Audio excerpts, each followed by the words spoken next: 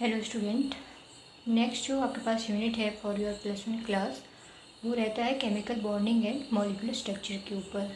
ठीक है, तो सबसे पहले तो इसमें जस्ट इंट्रोडक्शन दी थी chemical bonding and molecular structure में, तो हम उसी से स्टार्ट करते हैं। So matter is made up of one और different types of element under normal conditions. No other element exist as an independent atom in nature except noble gases. ठीक है, तो जो मैटर है वो आपके पास पता है कि एक या दो या फिर डिफरेंट टाइप के एलिमेंट से बना होता है। ठीक है, और सामान्य स्थिति के उत्कृष्ट गैसों के अलावा कोई अन्य तत्व एवं स्वतंत्र परमाणु के रूप में विद्यमान नहीं होता। तो ये इसमें बात की गई है मैटर की। However a group of atoms is found to exist together as one species having characteristic properties such as group of atoms is called a molecule. So परमाणुओं के समूह विशिष्ट गुणों वाली स्पीशीज के रूप में विद्यमान होते हैं। राइट, परमाणुओं के ऐसे समूह को हम क्या कहते हैं? अणु कहते हैं, जिसे हम इंग्लिश में मॉलिक्यूल की टर्म से डिनोट करते हैं, आइडेंटिफाई करते हैं। Okay, obviously there must be some force which hold these constituent atoms together in the molecule. So प्रत्यक्ष रूप में कोई बल अणुओं के घटक परमाणुओं को आपस में पकड़े रहता है।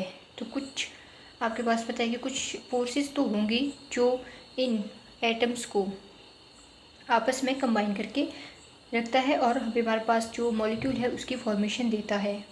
ठीक है, विभिन्न रासायनिक स्पीशीज में उनके अनेक घटकों, परमाणुओं, आयनों इत्यादि के संगलन रखने वाले आकर्षण बल को रासायनिक आबंध कहते हैं। इसमें हमने बात की केमिकल बॉन्ड की।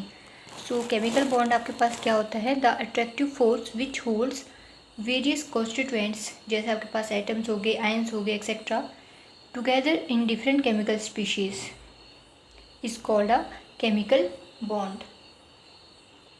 सो इस यूनिट में जो सबसे पहला आपके पास केमिकल बॉन्डिंग से रिलेटेड एक अप्रोच आया था, उसे हम क्या कहते हैं? Kossel Lewis approach. ठीक है, टू केमिकल बॉन्डिंग। रासायनिक आबंधन की कॉलेस-ल्यूइस अवधारणा क्या है? In order to explain the formation of chemical bond in terms of electrons, a number of attempts were made, but it was only in 1916 when Cossel and Lewis succeeded independently in giving a satisfactory explanation. Okay, तो इलेक्ट्रॉनों द्वारा रासायनिक आबंधों के बनने की व्याख्या के लिए कई प्रयास किए गए, लेकिन सन 1916 में कॉलिस एंड ल्यूइस स्वतंत्र रूप से संतोषजनक व्याख्या देने में सफल हुए। तो इन दोनों साइंटिस्ट ने क्या आपके पास स्टेटमेंट दी? ल्यूइस की स्टेटमेंट थी, ल्यूइस स्टेटेड और postulated that atoms achieve the stable octet when they are linked by chemical bonds. So Lewis के अनुसार उन्होंने अपनी अवधारणा में हमें यह बताया जो एटम है, ठीक है, वो अचीव करता है उसकी स्टेबल ऑक्टेट स्टेट को जब वो आपस में कंबाइन होता है केमिकल बॉन्ड के द्वारा या फिर लिंक्ड होता है केमिकल बॉन्ड के द्वारा।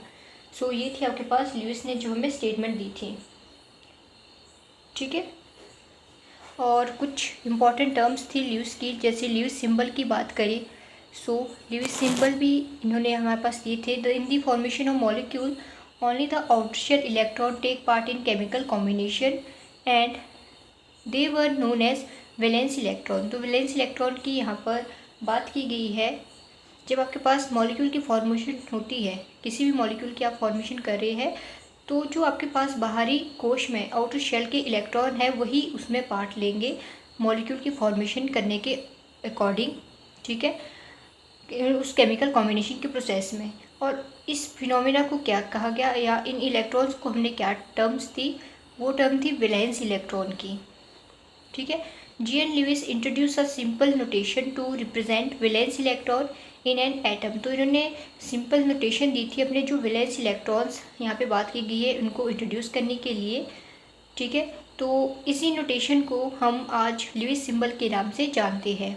ठीक है, जैसे यहाँ पर हमने एग्जांपल दिया है लिथियम डॉट बोरोन, इधर 2 डॉट लगाए। तो ये जितने भी एग्जांपल आप देख रहे हो ये किसको शो कर रही है, ये आपके पास म्यूटेशन को शो करे, जिसे हम ल्यूइस सिंबल कहते हैं उसको ये शो कर रहे हैं। Okay, then Kossel in relation to chemical bonding drew attention to the following fact. तो अभी हमने बात की ल्यूइस की अप्रोच की। जो ल्यूइस ने हमें आइडिया दिया था, उन्होंने कहा था कि जो आपके पास मोस्ट स्टेबल एटम की स्टेट होती है वो लिंक्ड होती है केमिकल बॉन्ड्स के अकॉर्डिंग। और हमने वैलेंस इलेक्ट्रॉन्स के बारे में भी पढ़ा ल्यूइस के कॉन्सेप्ट में, ल्यूइस सिंबल के बारे में भी जाना। ठीक है, तो आपको पता है ल्यूइस एंड कॉसल ने इंडिपेंडेंटली आपके पास अप्रोच दी थी केमिकल बॉन्डिंग। तो ल्यूइस के बारे में हमने पता कर लिया है कि उन्होंने हमें क्या क्या स्टेटमेंट दी है अपने केमिकल बॉन्डिंग की जानकारी के बारे में। अब हम बात करेंगे कॉसल की। ठीक है, तो कॉसल ने आपके पास कुछ ध्यान आकर्षित करने वाले फैक्ट्स दिए थे केमिकल बॉन्डिंग के रिगार्डिंग। फर्स्ट इन्होंने क्या कहा, in the periodic table the highly electronegative halogen and the highly electropositive alkali metals are separated by the noble gases। आवर्त सारणी में उच्च विद्युत ऋणात्मकता वाले हैलोजन तथा उच्च विद्युत धनात्मकता वाले क्षार धातु एक दूसरे से उत्कृष्ट गैसों द्वारा पृथक रखे गए हैं।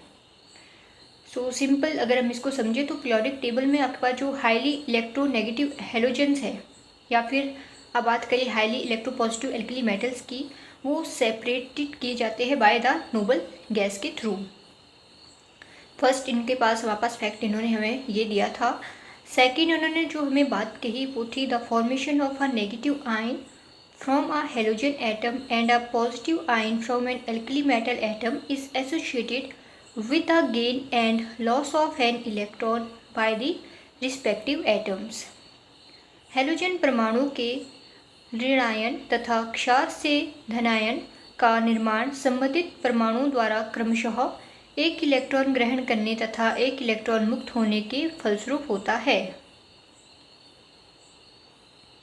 मीन्स जो आपके पास फॉर्मेशन होती है नेगेटिव आयंस की फ्रॉम द हैलोजन एटम, ठीक है, and a positive ion from the alkali metal atom. मतलब नेगेटिव आयन की फॉर्मेशन आपकी हैलोजन एटम के थ्रू हो रही थी और जो पॉजिटिव आयन की फॉर्मेशन है वो हो रही है एल्कली मेटल एटम के थ्रू। ठीक है, तो ये दोनों के दोनों एसोसिएट होते हैं with the gain and loss of an electron by the respective atoms. Third जो इन्होंने हमें फैक्ट दिया था वो रहेगा the negative and positive ions thus formed attain stable noble gas electronic configuration।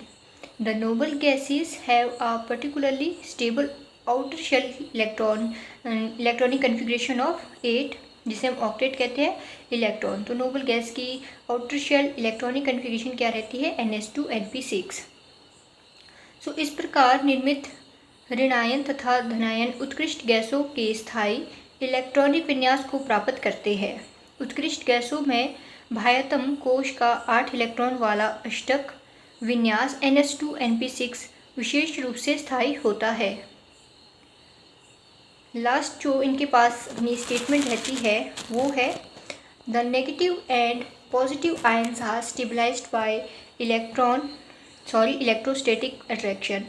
सो ऋणायन तथा धनायन स्थिर वैद्युत आकर्षण द्वारा स्थायित्व ग्रहण करते हैं। मीन्स जो नेगेटिव एंड पॉजिटिव आयंस है वो स्टेबलाइज्ड होंगे बाय द इलेक्ट्रोस्टैटिक अट्रैक्शन के थ्रू। ओके, इसके बाद जो आपके पास टॉपिक है वो है ऑक्टेट रूल, जिसे हम नेक्स्ट वीडियो में पढ़ाएंगे अच्छे से। ठीक है, अभी कुछ इंपॉर्टेंट टर्म्स है जैसे लैटिस एंथैल्पी क्या होती है, ठीक है, बॉन्ड पैरामीटर्स डिफरेंट उनसे रिलेटेड हम बात करेंगे। ठीक है, लैटिस एंथैल्पी मीन्स जालक enthalpy. The lattice enthalpy of an ionic solid is defined as the energy required to completely separate 1 mole of a solid ionic compound into gaseous constituent ions।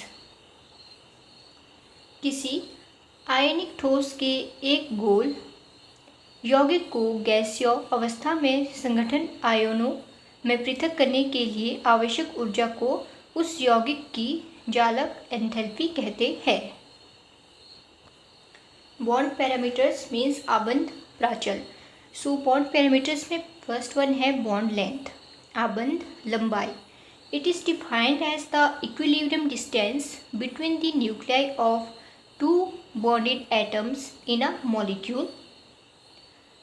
Bond length measured by spectroscopy, X-ray diffraction and electron diffraction techniques. So bond length आबंध लंबाई क्या होती है? किसी अणु में आबंधित परमाणुओं के नाभिकों के बीच साम्यावस्था दूरी आबंध लंबाई कहलाती है और इसे हम मेज़र करते हैं with the help of spectroscopy, NMR, UV, IR, different types होते हैं स्पेक्ट्रोस्कोपी के. उसके थ्रू हम बॉन्ड लेंथ को मेज़र कर सकते हैं या फिर एक्सरे डिफ्रैक्शन हो गया, ठीक है, या फिर इलेक्ट्रॉन डिफ्रैक्शन टेक्निक्स हो गई, राइट. नेक्स्ट है bond angle. Bond angle means आबंध कोण. आबंध कोण से आप क्या तात्पर्य रखते हैं? It is defined as the angle between the orbitals containing bonding electron pairs around the central atom in a molecule या फिर कॉम्प्लेक्स आयन. ठीक है, तो किसी अणु के केंद्रीय परमाणु के आसपास उपस्थित आबंधन इलेक्ट्रॉन युग्म को धारण करने वाले ऑर्बिटलों के बीच बनने वाले कोण को आबंध कोण कहते हैं और इसे हम एक्सप्रेस करते हैं in degree which can be experimentally determined by the spectroscopic methods. So spectroscopic method के थ्रू ही हम बॉन्ड एंगल का भी आइडिया ले सकते हैं. ठीक है, फिर बात करते हैं बॉन्ड एंथैल्पी की. आबंध एंथैल्पी जिसे हम कहते हैं, it is defined as the amount of energy required to break one mole of bonds of a particular type between two atoms in a gaseous state. So गैसीय स्थिति में दो परमाणुओं के बीच विशिष्ट आबंधों के एक मोल को तोड़ने के लिए आवश्यक ऊर्जा को आबंध एंथैल्पी कहते हैं. एंड इसका जो यूनिट है, unit of bond enthalpy is kilojoule per मोल रहेगा. ठीक है,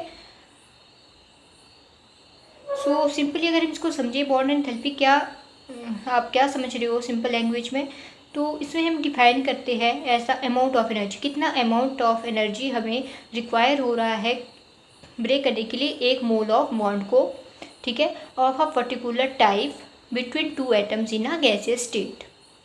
वो आपके पास क्या होता है? बॉन्ड एंथैल्पी होती है, जिसे हम इसका यूनिट अगर बात करें तो वो रहता है आपके पास kilojoule per mole. Then next है bond order. Bond order means आबंध कोटि, right? Bond order is given by the number of bonds between the two atoms in a molecule. सहसंयोजी आबंध की ल्यूइस व्याख्या के अनुसार किसी अणु में दो परमाणुओं के मध्य आबंधों की संख्या आबंध कोटि कहलाती है. नेक्स्ट है रेजोनेंस स्ट्रक्चर, अनुनाद संरचनाएं. According to the concept of resonance, whenever a single Lewis structure can't describe a molecule accurately, a number of structures with similar energy, position of nuclei, bonding and non-bonding pairs of electrons are taken as the chemical structure of the hybrid which describe the molecule accurately. So, इस कल्पना के अनुसार जब किसी अणु को केवल एक Lewis संरचना द्वारा निरूपित नहीं किया जा सकता, मतलब हम किसी स्ट्रक्चर को सिंपली ल्यूइस स्ट्रक्चर के अकॉर्डिंग, ल्यूइस की जो आपके पास कॉन्सेप्ट है उसके अकॉर्डिंग हम डिस्क्राइब नहीं कर पा रहे हैं एक्यूरेटली, तो समान ऊर्जा, नाभिकों की समान स्थितियों तथा समान आबंधी एवं अनाबंधी इलेक्ट्रॉनों युग्मों वाली कई संरचनाएं विद्युत संरचनाओं के रूप में लिखी जाती है, जिसे हम क्या कहते हैं? रेजोनेंस स्ट्रक्चर कहते हैं. ओके, सिंपल है कि अगर हम किसी स्ट्रक्चर को ल्यूइस कॉन्सेप्ट के एक्यूरेट अनुसार हम उसको डिस्क्राइब नहीं कर पा रहे हैं, तब हमें रेजोनेंस कॉन्सेप्ट की मदद पड़ती है. ठीक है, तो रेजोनेंस को जब हम स्ट्रक्चर ड्रॉ करते हैं तो हमें क्या क्या चीज़ें अपने दिमाग में रखनी होती है कि उसकी जो स्ट्रक्चर है उसमें सिमिलर एनर्जी रहे, ठीक है, पोजीशन ऑफ न्यूक्लियाई मेंटेन रहे, bonding and non bonding pairs of electron जो हम ले रहे हैं केमिकल स्ट्रक्चर में, ठीक है, वो भी आपके पास क्या रहने चाहिए? एक्यूरेट रहने चाहिए. उसकी वजह से हम क्या बना सकते हैं? एक रेजोनेंस स्ट्रक्चर को हम बना सकते हैं. ठीक है, तो ये कुछ कॉन्सेप्ट थे आपके पास जो इम्पोर्टेंट टर्म्स है आपके काम आएगी. नेक्स्ट वीडियो में हम बात करेंगे ऑक्टेट रूल के बारे में, ठीक है। और 2-3 टॉपिक उस वीडियो में हम अच्छे से और भी कवर कर लेंगे, राइट। Thanks for watching.